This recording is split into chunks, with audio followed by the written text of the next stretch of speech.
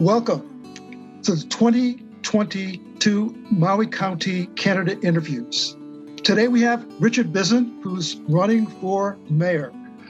Welcome, Richard. Nice to have you with us. Aloha. Richard, I'd just like to start off with a question about your background. If you could just let our viewers know the breadth and scope of your involvement in terms of civic engagement, working in the county and also working in the state. If you could just give us that overview, we'd really appreciate that. Great, yeah. So aloha mai kako to everyone on the panel, our ohana on Molokai and Lanai, as well as here on Maui. So I am from a simple working class family here on Maui. I graduated from St. Anthony High School. I went on to get my degree in political science from the University of Santa Clara. And I also got a law degree from the University of Hawaii, Richardson School of Law. I began my career working with first with the state as a law clerk for Judge Como back in 1987. I then became a deputy prosecuting attorney for nearly 15 years. 8 of those years, I was the county's prosecutor under 2 different mayors, first Mayor Lingo, then Mayor Apana.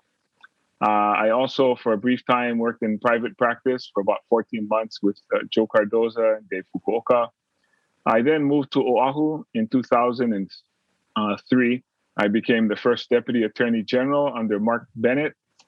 I then moved to the Department of Public Safety, where I was the interim director for that department of about 2,500 employees and about 4,000 inmates, as well as officers on every island in the state, along with 8 facilities. In 2005, I was sworn in as a circuit court judge back here on Maui, where I spent the last 2.5 years as the chief judge for our circuit. I also did the domestic violence calendar my entire career, as well as the drug court, and I began the mental health court. When I was prosecutor in 2000, I also started the Maui drug court program with Judge Rafetto on the bench. I was the prosecutor, and of course, as I just mentioned, I later became the the chief judge for the circuit. And I guess that would be my career, the professional aspects of my career. In terms of your civic engagement, also in terms of working with youth and Sure. Working with the Hawaiian community, could you expand on that a little bit also? Sure. In 1986, when I moved home to Maui after graduating law school, I was a big brother. Then I became part of the board, the Big Brothers Big Sisters here on Maui, when I began having my own children. My wife and I'm married to Isabella Ka'ihi Kapulani Elaneki. We have 3 adult daughters. We have 3 grandsons. But when I started having my own children, I no longer was a big brother. I became a member of the board. I also was on the Maui United Way board, as well as on the school boards of each of my children's schools, which was Paia. I have one daughter who was in Hawaiian immersion, so we were on her board, as well as daughters at Hawaii He'e School and later Kamehameha Schools was also on their boards. I was also part of the Juvenile Justice State Advisory Council for 8 years, first as the prosecutor and then later continued on as a judge. I belong to several organizations, the Halemua Men's Group, which I joined in 96, the Kameheo Okahonu Group, which was a group responsible for overseeing some federal monies that were given to our county. And that was for a youth program for Native Hawaiian youth, teaching leadership, giving examples of other Native Hawaiian men who were in professional capacities, owned their businesses, or any walk of life, really. We were trying to mentor those young men. I belong to the Hui o Wa'akaulua, which is the group of the double hull canoe. I've been on that board for maybe the last 6 or 7 years. Our captain is Tim Gilliam. Our president is Amy Gilliam. And I also belong to the Royal Order of Kamehameha for the last 22 years. Thank you very much for that. Lucianne will ask the next question. Lucianne Dene. Mahalo. And hi, Rick. Welcome. Aloha. Thank you for coming out. Thank you. Aloha. I'm going to ask about something that's really in the news right now, and that is we're having water wars in Navaeha, which I know your family is from that area. We have a private landowner who's cutting off water to Kuleana farmers, young farmers, old farmers. I'm on the Hui o Navaeha board, and we're volunteers. We're getting calls to go put out fires, keep people from hitting someone. And the county did make an attempt to purchase this water system that everybody needs to utilize for the water deliveries that are promised in the Water Commission decisions that have been laid down that return some water to the Kuleana users, the kalo growers, the small farmers on their ancestral lands. But it seems like the state agencies are just overburdened with trying to administer these things, and the county has not aggressively pursued having any greater say over the water system. If you were mayor, what would you do to help these well-deserving small farmers in Navaeha have a system that works for them and is not at the whim of one person who represents a private corporation? Thank you. I think the first thing I would do is find out what happened with the funds that were set aside, I think in 2018, under previous Mayor Arakawa. And I don't want to presume to know the inner workings of the county or any advice from any attorneys within or outside of the county. I'm hoping there's a valid explanation, but I was under the impression that the county was set up or money was set aside for the county to purchase. I guess we're talking about the Wailuku Water Company. Yes, you are correct. And the funds are in place. The funds are there in the budget. They're there today, Were they there this. from 2018? But there's no deal. Were they there from 2018 or 2019? Yes, they have been there for the last few years. In the last few years' budget, it's one of the priorities for Chair Lee. It's her district, and right.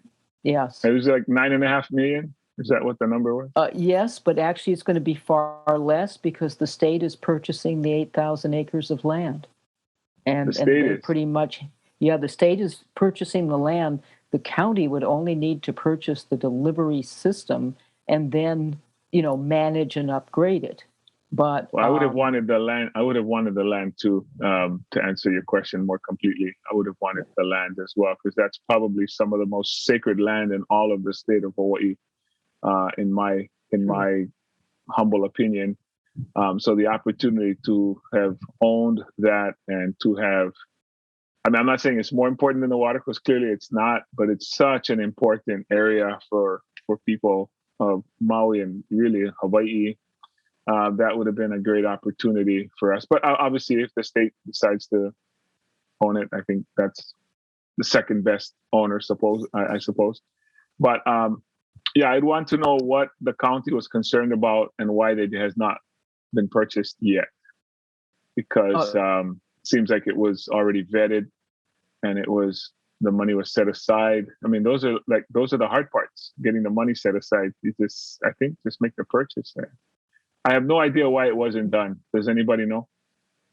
It was not done because the current owner, Wailuku Water Company, will not allow a inspection of the state of the system, the ditch system, the delivery system, the piping system, whatever, unless there's a good faith contract entered into first. And the county said, well, that's kind of crazy too. That's kind of backwards to do it. Not really. I mean, the county can make a conditional purchase contingent on, it would be my discussions with anyone who was giving us legal advice to buy it on a contingent basis. It's like when you buy a house and you don't get the termite inspection or you don't get something you want first, you just say, okay, well, if I find something wrong with it, the deal is null and void. I'm not trying to oversimplify it, but I mean, obviously you can put whatever language you want in the contract. Good. Well, that's good to know that you're thinking that way. Well, our lawyers need to be better than their lawyers. So yes. Well, that's what has, according to the mayor's office, has held up the purchase, is that the terms that the county is asking for in terms of understanding, the operating costs of the system and other things are not being made available to them prior to signing some sort of a deal with the current owner. And by the way, I think that's reasonable for the county to take that position, to know what you're buying, to know what you're getting. But I think if if the landowner is giving a valid reason why they don't want that, then I just put that in the contract. Make that a condition. Well, I'll let others get on to other questions. I could talk about water all night. So I think Mark. And we have, Lucienne. Yes, thank you. Yes, and we probably shall continue. Yes, Mark. Mark Joyner will be next. Yes. Hey, thank you. Aloha, Richard. Good to see you again. Aloha, Mark. Wanted to just ask you, first of all, briefly, what you feel your top maybe 2 or 3 priorities would be as mayor coming in, things you see as huge issues. Yeah, I guess along the lines of water, the first issue I see is controlling the axis deer problem, which I think threatens our watershed potentially. I suppose if you're not impacted by it and you don't see it, it's probably not high on the list. I am not somebody who's currently impacted by it where my home is. However, I've talked with enough people just in the last couple of months to feel that sense of urgency. I think that, it could be irreversible harm if we let this really nuisance get out of hand anymore. I was watching a great PBS Insight program recently where we had some experts from Maui, talking about this, and that just brought it more to the forefront for me. So I see the access deer issue as an emerging problem, and in fact, for some people, it's already here. If I think there were about 170, collisions on the roads, and those are just the ones reported, I think, last year, 2021. There were, you talk to farmers, they're frustrated because they eat their crops, and they'll just eat one crop. They take a bite out of every piece of, the crops there. If you talk to the ranchers, they're upset. They eat their grazing lands intended for their cattle. We're at the point now where I think the plan is to just eradicate. And I would really hope that we could turn this into an industry here on Maui. We need processors, people to learn how to process them. We obviously need people to help do an inspection. We need a mobile slaughterhouse or 2 or more. We need to convince the State Department of Health that we need inspectors full-time on Maui just to do this. The estimate is between 70 and 80,000 head. A manageable group is 20,000. And they have 2 breeding seasons, or every 7 months, because of our weather here. So, it's a real situation, but we have the opportunity to create an industry. It's sustainable, right? It's not something that you plant, you water, you harvest it. Well, I take that back. Of course you harvest, but it's something that we can have some control over it. We just have to create the marketplace for it and create the workforce development for it. But the number one thing we should have our eye on is protecting our watersheds from this animal and turn them into a resource. I also recently visited the Maui Humane Society, and they would love free pet food there. And that's one of the uses that hunters have told me, a very usable product that they make out of, when they have plentiful, lots of deer. So not only would we be able to hopefully use it in restaurants and stores and create a market for it, but for those pieces that maybe don't pass the Department of Health standards, they could still be usable for our pets, dogs in particular. And like I said, the Maui Humane Society, a big part of their funding is for food. So I feel like we have a few uses we could do that for. Obviously, the issue of housing comes up all the time. I don't use the term affordable housing, and not to offend anybody in the housing business or market. I don't think there is such a thing on Maui. I think we have two prices, expensive and out of reach. I think those are the two options people are faced with today. And, we can blame it on a variety of things, but I'm not here to point fingers. I'm here to figure out what do we do about it now. I think we use the term Āina prosperity in our campaign, and part of prosperity is having a home where your equity you build your equity through that, but you got to get a house first. We got to figure out ways. We have a few ideas. I can get more specific at some point. I don't want to take up the whole conversation talking about that, but we have different strategies in place that I think we would want to try to implement. The housing and jobs, again, part of prosperity is building your wealth, and part of that comes from your home and obviously from your jobs.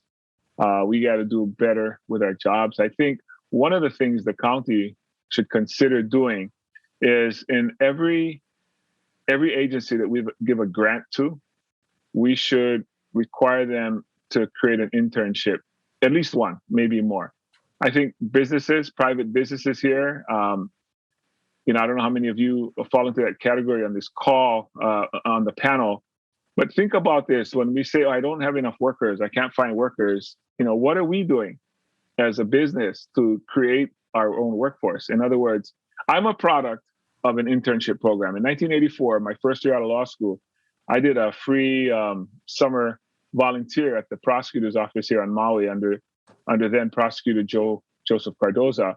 I worked for free during the day. I worked on the weekends and the evenings. I was a doorman or a bouncer at a club, and that's how I earned money for the summer. But during the day, I was an intern. And it solidified in my mind that was the career I wanted to pursue. So of course they didn't pay me, but I got so much out of that program. And then they got somebody who they could look at, after I graduated as a potential hire. I feel like we should be doing that. I'm a living example of it. And I feel like, for those of us who have children that have gone to college, I think we know this, whatever college your child goes to, that area, they will offer your child an internship in their senior year, most likely. And what they're trying to do is create their workforce, give them, an insight to the job. And if they like it, a lot of our kids end up staying there because they offer them a job, because they give them an internship. We should be doing that here. Whatever kind of, work area we want to foster, we need to get our young people either out of high school during the summers, if they're in college, get them into internships and create that, not only the workforce, but create the interest. And, you learn two things when you go through an internship, that you either like it or you do not like it, and you do not want to pursue that area. But either way, that's a good thing. That's a good information to get. And I feel like that's something we should be doing for creating work. So I would give those as probably the top three. Okay, great. Thanks. Thank Richard. you. And next we'll go to Shay Chan Hodges will be next. Aloha. Mr. Aloha. So both Mayor Victorino and the County Council support holding Bank of America accountable for the $150 million in home loans owed to Native Hawaiians since 1998. And you were speaking of equity. The lost opportunity cost for the 900 families who did not get the FHA 247 loans, those are loans to Hawaiian homelands, is now over $500 million. As a former judge, if you were mayor, what would you do to hold Bank of America accountable for the $500 million now owed to Native Hawaiians? Oh, I don't know what I would do to hold them accountable. It sounds like they already are accountable. I think the question is how to collect it. What strategy do we have to collect that money from them? I say that would be a function of the Department of Hawaiian Homelands, I would imagine, state agency. I suppose if they would ask for our support to sign off on a I guess an amicus brief or a friend of the court, demand letter, I suppose that's what we would do. It sounds like it's a unanimous support, obviously from the mayor. I would be in favor of that. I should reveal for full disclosure, I'm also a recipient of Hawaiian Homelands. I'm 75% Native Hawaiian. and I received an award in 1986. So my follow-up is, I'm a little confused because I understand that you were actually you were in AG Mark Bennett's office when the negotiations happened that actually let Bank of America off the hook, and that is the issue. Is they were let off the hook. I'm sorry. What year was that? 2007. Yeah, I wasn't there. I was a judge in 2005. Okay, I guess our information is wrong then. Okay, so well, part of the issue is that, you know, under Lingel's administration, that's when they were let off the hook, and then now the communities had to fight. DHHL actually says they still do owe the money, but the commitment was not made to DHHL, so they would not be the appropriate entity, even though they still say, you know, they support the governor's letter, they support the county council, they support having, you know, those loans. So yeah, I mean, I'm just, how do you were in Lingel's administration though, correct? Absolutely. What years was that? I was there from 2003 until April of 2005 when I became a judge. Oh, okay. Okay. So, and you don't have an opinion about Linda Lingel's administration doing this? Because I understand you still work with her somewhat, don't you? She's a friend of mine. She was the first mayor to appoint me prosecutor on Maui when she was mayor. You know, I don't know that I can point to this, but I think statistically more Hawaiian homes were built under her administration than any other previous administrations. When Mike Akane was the director of the Department of Hawaiian Homelands, I would ask someone to check that to see if that's accurate. Yeah, I can say with full confidence that she would have been in favor of having that. Sorry, my phone went to something.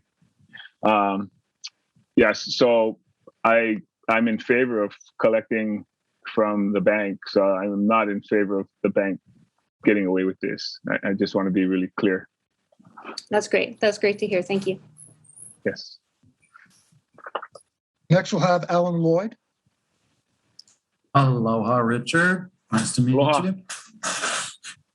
So I have a question about what are your thoughts about rent control, both residential and commercial? I'd like you to talk about both residential and commercial.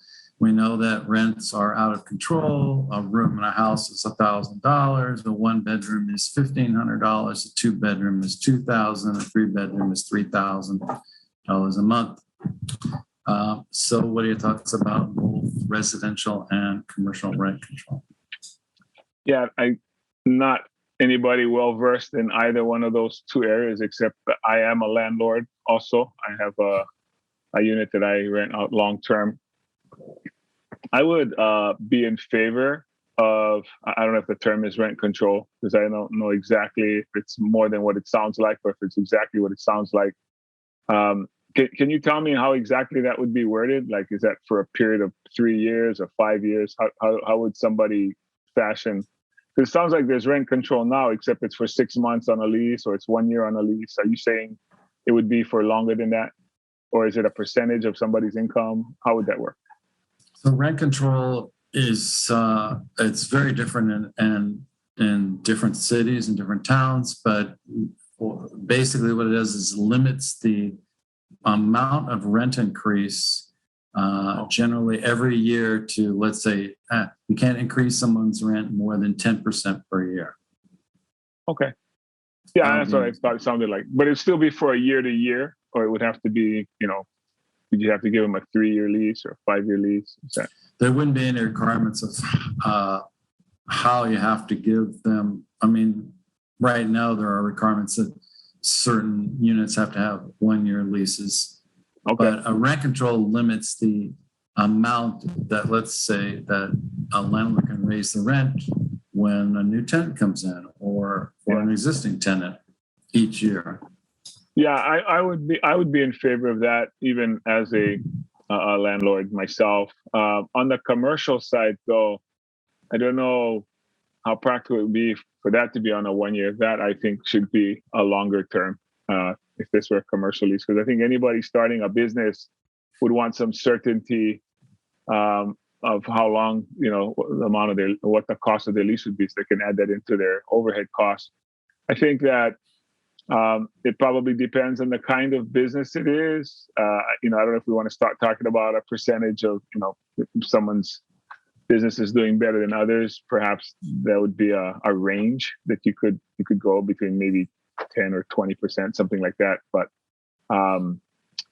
yes, the answer is yes. I think we need that as part of one of the solutions to our housing issues.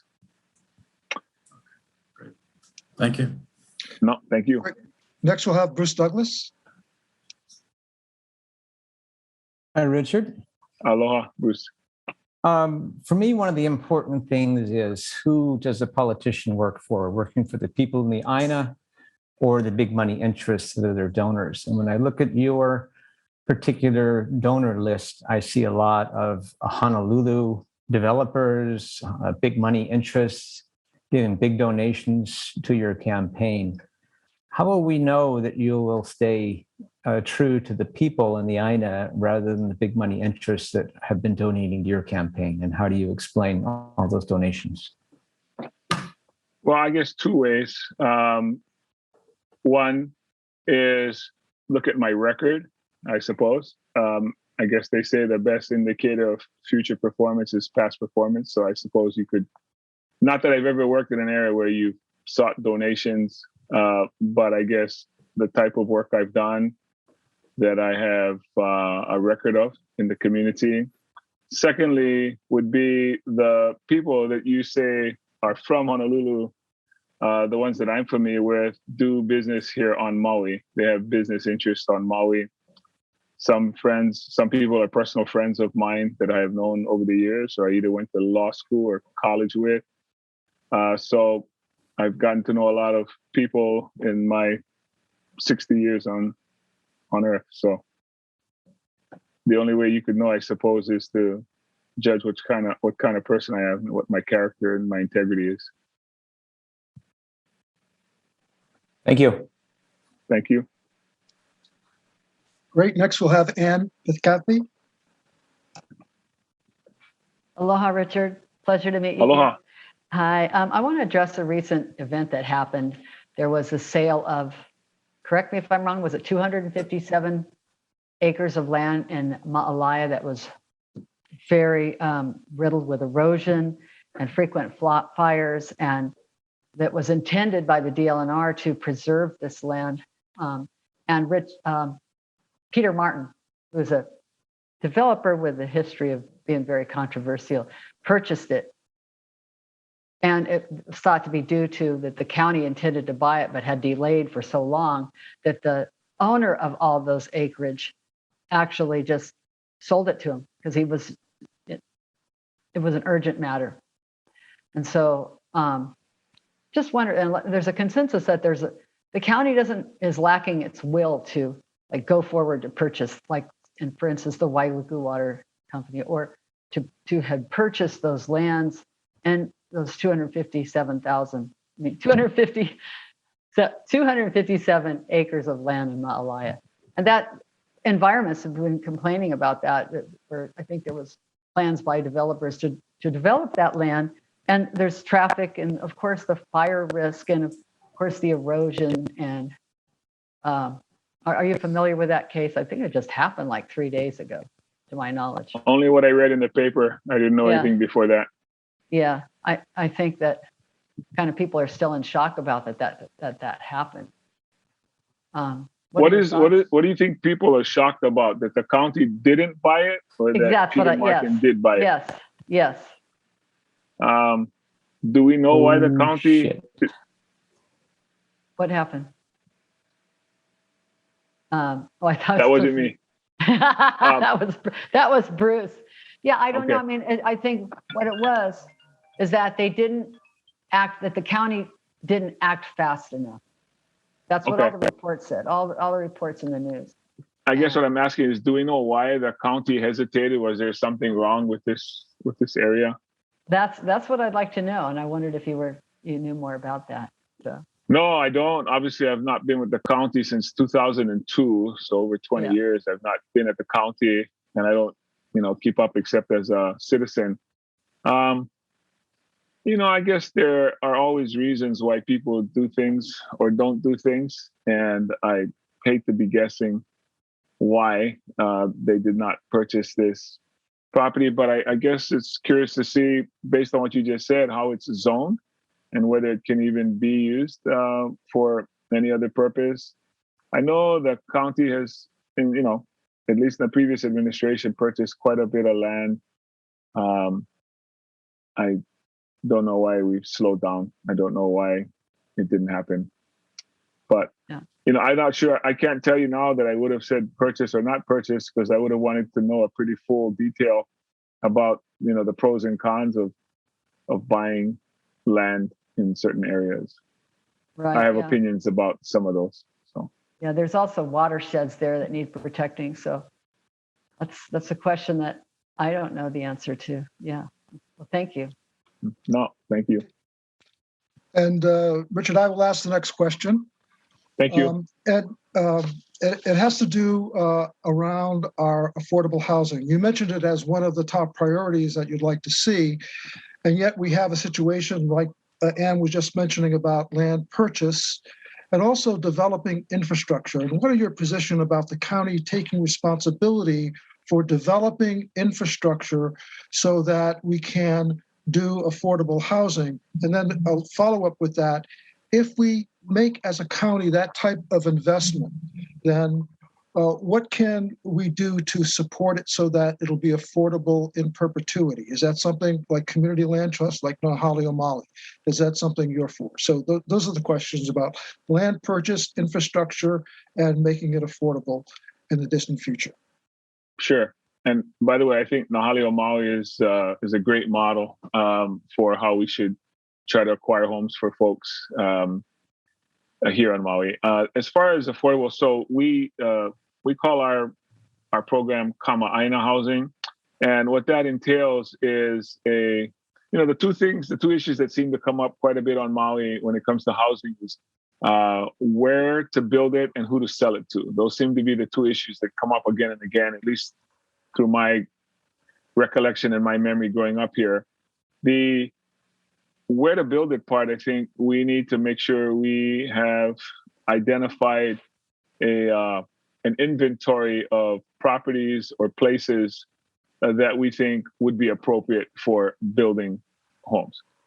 Areas that we decide are not appropriate, obviously should say in our inventory, those cannot be built upon. And those that are in controversy, I suppose we could, listen to a presentation and decide which category they fall into. But we should obviously be working on those areas that are not in controversy. That's number one. Number two, the county should put in the infrastructure. That's what's done in most municipalities. I think the way we should be thinking is how we can drive prices down. What can we do? Because places that you build that are not the right places, the community doesn't think they're right, those fights over that and the different delays, if it finally gets built, the only person that's harmed by that really is the person who purchases it. The developer, home builder will figure out a way to add those costs into the cost of that home. So that's why anything we can do to not have delays, if we're really truly trying to build housing for our residents, then we need to select those areas that are not going to be controversial. The county needs to put in the infrastructure, talking about the roads, the sewer, the water. The county, the purchasers of those homes should be required to qualify for a homeowner's exemption. I think that'll be a little controversial, but I would like us to do a full research with, county attorneys on this issue. But I think we should require that for you to purchase a Āina housing program, you need to qualify for homeowner's exemption. And so that shows and that proves that you will live in that home. That will be your primary residence. And that'll eliminate some of the second and third home buying from at least that neighborhood that we're calling Āina housing project. That requirement should remain with that house throughout that home. So that the next person wants to sell it, you want to sell it in a year, in 10 years, 20 years, you must sell it to somebody else who qualifies for a homeowner's exemption as well. I also think the 10% of those homes should go to Habitat for Humanity. I think that's also a good building model and a home ownership model. So I think if it's a 200 home subdivision, 20 of those homes should go to Habitat for Humanity. I think if the county is involved in the infrastructure, I think the county becomes a partner with the builder. So we get a public-private partnership. And the reason that's important is I think the county can also help set the price point for those homes as a partner since we put in the infrastructure. I think the benefit to the county is you now just got 200 new property owners, 200 property taxpayers. People will be paying taxes now. I think we should have a financial literacy piece to this model, these homes, helping people to qualify. You know, most people can afford rent. They can afford the monthly. It's the down payment that's a killer on obviously an $800,000 house. If you got to come up with 20%, I think we need to work with a particular loan company or banks, especially those that are in the second loan market. When they repurchase a mortgage that's sold, we got to talk to them. I think if we can deliver them 200 customers, we should be able to work down a price point instead of a 20% down, try to get them to 7%, 5% if we can, and say in exchange for giving you all these customers at once, you come at us with a better rate for our Kama'aina, our residents. That's what I'd like to see in long-term Kama'aina housing. But the medium term is I'd like us to repurpose our commercial spaces that are just sitting there now. And I use examples of the Kahului Shopping Center. Those of us growing up here knew that was the mecca before Kahumanu Shopping Center and Maui Mall were built. Obviously, there's just a shell of what it used to be. But how would that be if we built vertical? We built above it. We know the two things that you need to build, sewer and water, are already contained in these areas. What else are we going to do with these places? We should have revitalizing the first level, the first layer, maybe putting in places. We're knowing that people aren't really going to shopping malls as much anymore. They're ordering their things online and getting them delivered, but they still go to grocery stores. They still go to the dentist. They still go to the barbershop or the nail salon or Starbucks. So we need to put those kinds of stores on the bottom. And we're not creating anything new. We're going back. We're going to that old concept where the family owned the store on the bottom and they lived above, or they had the restaurant on the bottom and they lived above. What we're going to do now is put businesses on the bottom, put residents above. You talk to millennials today and you ask them, do you want a quarter acre or you want a 10,000 square foot lot and a yard and more? And they'll say, not really. What do they want? They want an area where they can live, where it's vibrant. And again, back to Kama'aina prosperity. If you can get yourself into a smaller unit, a 1-bedroom, a 2-bedroom, maybe you're a young couple and you're just starting out, start to build your equity, start to build your wealth, and then step yourself up to a home later, perhaps. But again, we're making better use of these areas. I'm talking about the Maui Marketplace. The Kahumanu Shopping Center is in default. There are places in Kihei, in Lahaina, strip mall areas that, do we really think another store is going to replace Sears? Do we think Sports Authority is coming back? Probably not. Places like that, if we can build, we need more houses and less stores. And as most people tell me, we need a bowling alley. I mean, if somebody puts a bowling alley in one of those commercial spaces, I think they'd make a killing. The point of it is we want to revitalize these areas. They already have sewer. They already have water. If you build above, where are the businesses going to get their customers from? The people who live above. Where are they going to get their workers? The people who live above.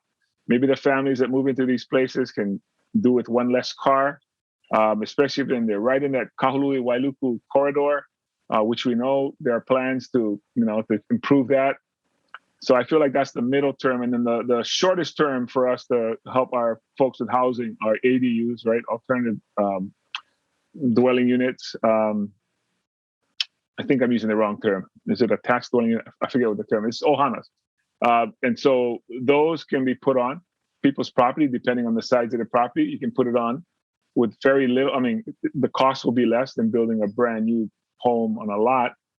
And it's ideal, I think, for families that are growing or outgrowing their home. Maybe the older children want to move to their own spot on the property, or maybe the parents want to downsize to a smaller spot, or maybe there aren't any kids in the house and the couple needs, to rent out someplace for some extra income, long-term rental.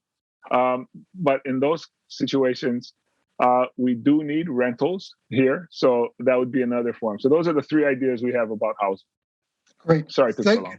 No, this is great. We need this in-depth perspective. So I greatly appreciate that. Lucienne Dene will be next.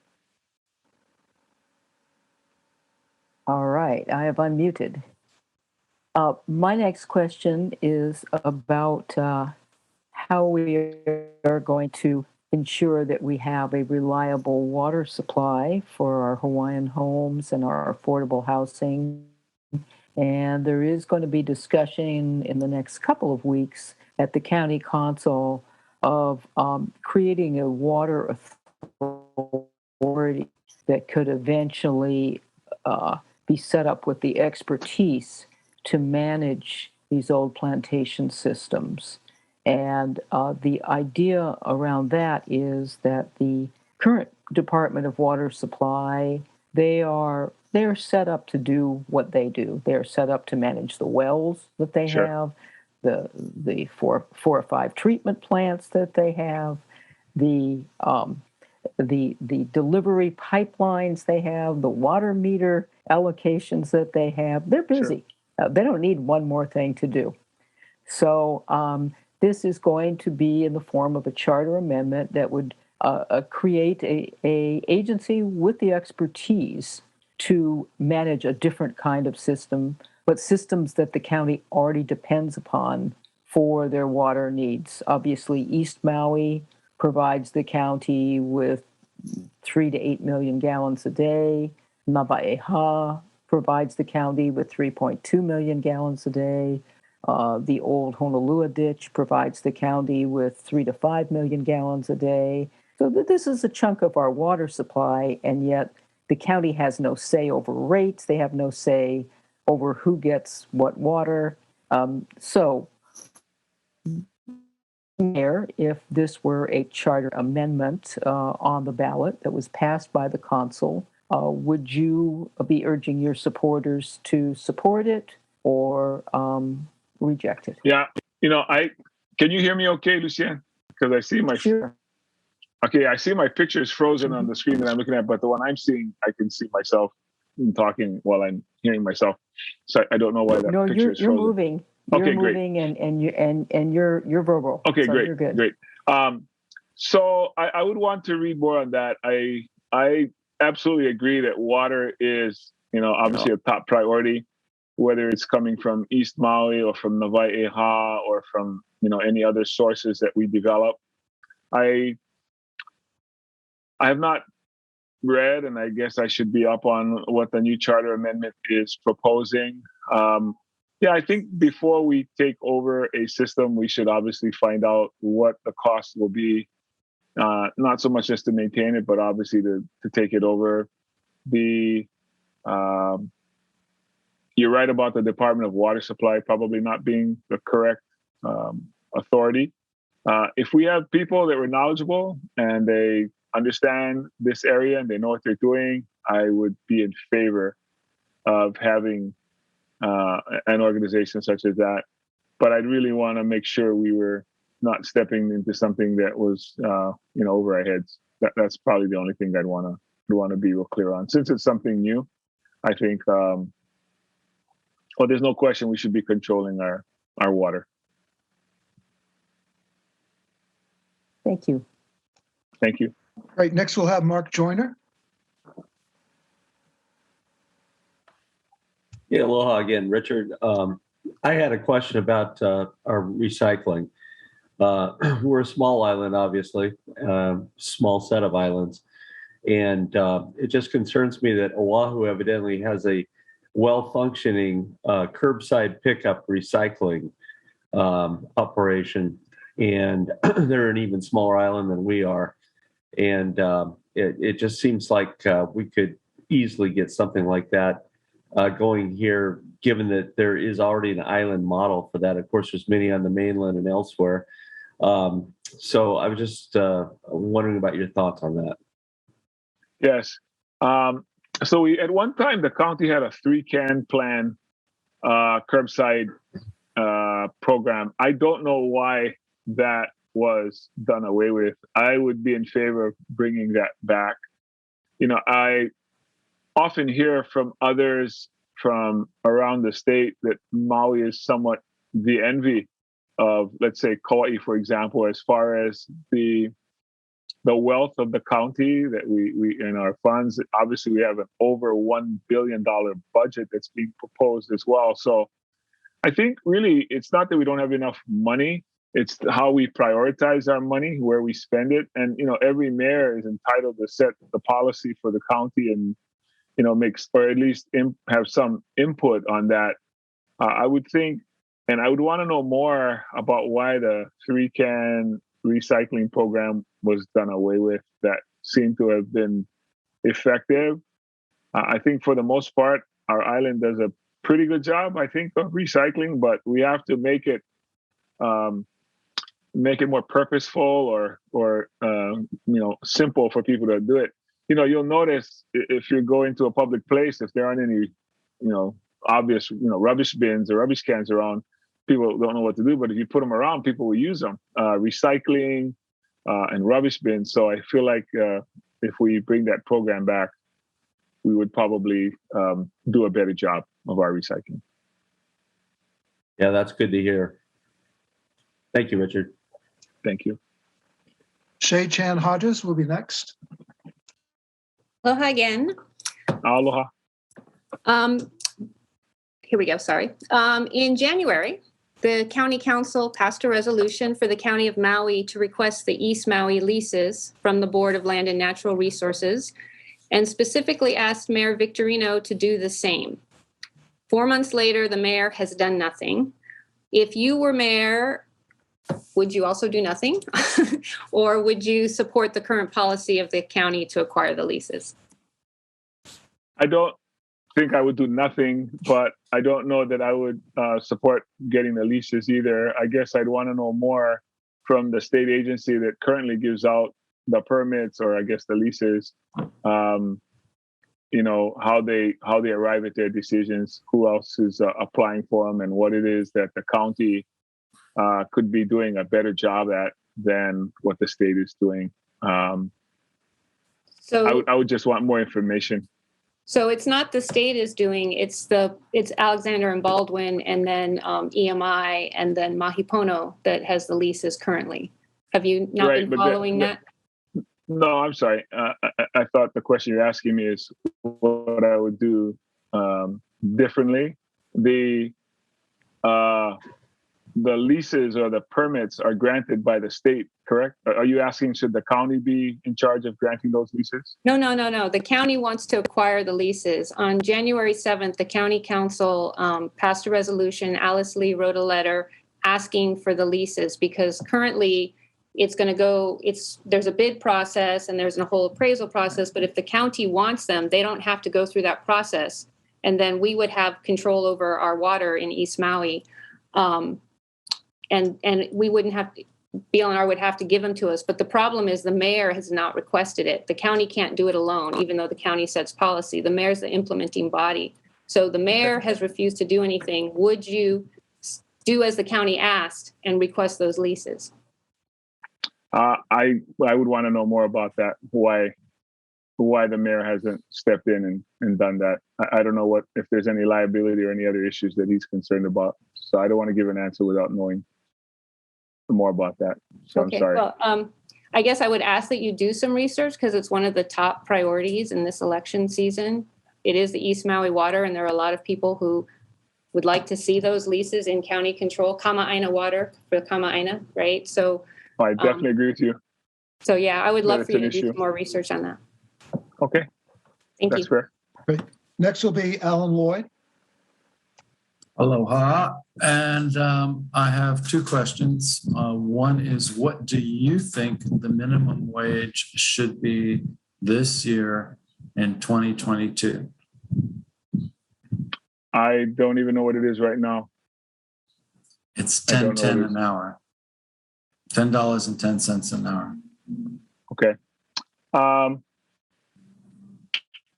Yeah, I thought I was following that. The legislature passed a bill that would increase that over time, over a gradual period of time. I would be in favor of what the legislature came up with. The concern, I think, on both sides is what impact that might have on small businesses who are struggling already. So I don't know if the bill passed gave a limit, if it mattered the size of your business before setting that. That would probably be the only issue I'd want to know about. So I'm in favor of what the legislature passed. I thought it was higher than $10, but I guess that's not it. It's currently 10.10. In October, it'll go up to 12. Okay. So I do have a second question, but the theory behind the increase of the minimum wage is that if people have more money, they'll therefore spend more money with small businesses. And so the impact would be a positive impact rather than a negative impact. So let me go to my next question.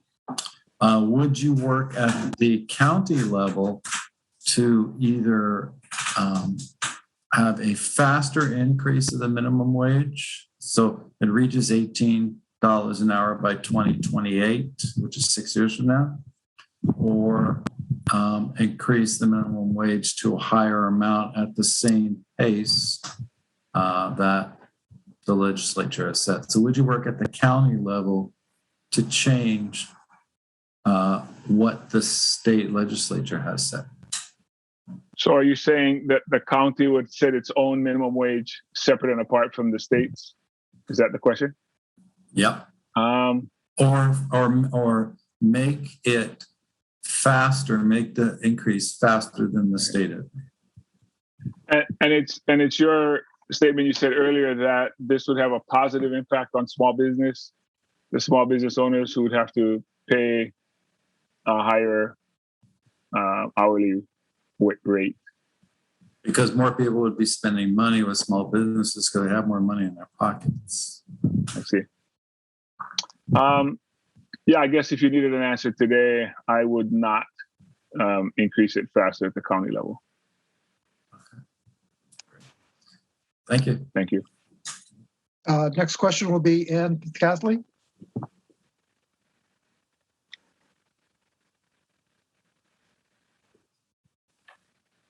Isn't Bruce next? No, go ahead, Ann. Oh, okay. So I wanted to ask you about this issue about overtourism, if you believe we have a problem with overtourism in Maui. And I think we've already seen this return of this resurgence of this high visitor industry picking up since before the pandemic happened. I know that there's a bill to impose a cap on visitor accommodations and TAT taxes and limit hotels and timeshares from being built, new ones, limit vacation rentals. What do you see as the answer to addressing this overtourism? Well, let me first agree that we have a capacity that I think we can hold on our islands, and so definitely those capacities have either been met or exceeded, especially recently. And I think that's something that most people will agree. I think when it comes to this issue and even some of the others we've discussed about, it always depends on how this impacts you. If you're somebody who works in an industry that relies on tourism, you like having the business. If you're somebody who does not, then obviously you would think that there are too many. If you're somebody who builds homes, you think it's good to keep building homes. And if you're somebody who has a home, you might think, we have enough homes. So I would say that the issue is not, we should obviously control the number, but I think we should figure out ways to attract, how do I want to say this? Higher spending tourists who come to our islands. I think that's probably a strategy that some people are already in favor of or working on. I think when we offer $89 airfare, we're going to get people who can afford $89 airfares, which is, I'm just saying we're going to get a higher volume. If the tickets cost more, then I think few people would come. That's just, I think that's a supply and demand sort of issue, but I don't know. That's not the only thing. I think another thing we're seeing more of here is the wanting to attract tourists who have a deeper appreciation for our culture and our lifestyle here. And I'm not sure how we screen for that. I'm not sure how we decide that in advance before they get on a plane. I don't know if there are things we do on those videos that we show to people coming inbound, what's expected of them or how they're expected to respect our island and our place that we live on. But I think we want tourists that have a higher consciousness or awareness of how they're expected to behave when they come and to take care of this place that we all try to. I just don't know exactly how that would happen, but I would definitely be in favor of working on programs that would limit the number of tourists that come to the island with some strategy, though, involved. Yeah. I think I'm also concerned about, there's concern about the increasing effect on our already stressed infrastructure. Absolutely. Yeah. Okay. Our next question will be Bruce Douglas.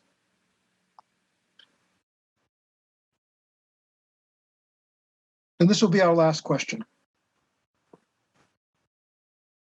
Well, Richard, as a scuba diver for the past 25 years on Maui, I've seen an incredible degradation of our reefs and areas that are completely lost now, which were flourishing years ago. If you became mayor, what would you do to support the ecology of the ocean? Stop the injection wells, number one. I think there's better technology that maybe we didn't know about, years ago when we thought that was a good idea. I think we've learned not just from those that have, come here to tell us this or things, however else we've learned it, but obviously from recent court cases and the EPA. So I think for us, we need to do a more conscientious job of trying to, I think, improve, if we're talking about Maui in particular, or just any of our reefs or oceans, that we have some very concrete forms of alternatives is the word I'm looking for. Sorry, to treat our wastewater, our sewage. And I think, especially living here, there are ways that we can use our resources and treat them as the limited and sacred resources they are. So that's what I would do for helping to improve our reefs and our oceans. Thank you. So, Richard, we've covered a lot of ground with our questions. And I'm just wondering if there's anything that we've missed that you'd like our audience to know, or if there's any other final statements that you'd like to make. Well, first, I just want to thank those on the forum and the panel for taking the time to spend with me and for teaching me some of the things today. And I will certainly take to heart the constructive criticism to learn more and to be better. I did want to say that I'm not a professional politician. It was never my intention to seek office. I thought I would go into retirement. However, because of my three grandsons, I feel a need to at least try and to apply the different leadership skills that I've picked up over my career and to apply them to this next job. I don't claim to know everything, but what I think I do is bring a collaborative style of leadership where I'm willing to listen to others, especially those smarter than me, surround myself with people smarter than myself, and to make fair decisions. And that's what I have done throughout my career. I feel like I've spent 35 years protecting this community, and I would like to continue to do that in this capacity. So I thank you for considering me as your next mayor. Thank you so much, Richard. And for those of you who are watching on Facebook Live, this will be also recorded and sent regularly on Akaku television, as well as it'll be posted on our website, Maui Pono Network.org. Mahalo. Thank you.